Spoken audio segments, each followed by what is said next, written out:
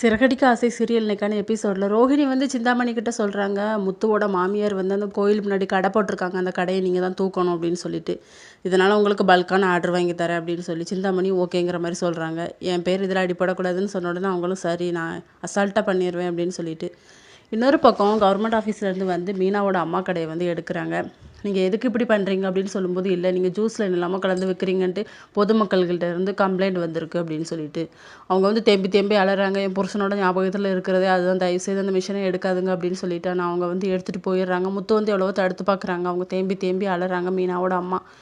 அதுக்கப்புறம் அண்ணாமலை கிட்ட வந்து முத்து மீனா 2 பேரும் பேசிக்கிட்டு இருக்கும்போது விஜயா கேட்டுட்டு, எனக்கு பிரியாணி சாப்பிடணும் போல இருக்குது, செஞ்சு கொடு அப்படின்னு சொல்லிட்டு மீனா கிட்ட சொல்லும்போது முத்துக்கு வந்து கோவம் வந்துடுது.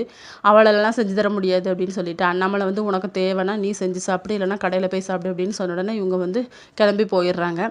பார்வதி வீட்டுக்கு போகிறாங்க. அங்கே சிந்தாமணி இருக்காங்க. எல்லாருக்குமே பிரியாணி வாங்கி கொண்டு கொடுக்குறாங்க. இந்த விஷயத்த சொல்கிறாங்க. இதோட இன்னைக்கான எபிசோட் முடியுது.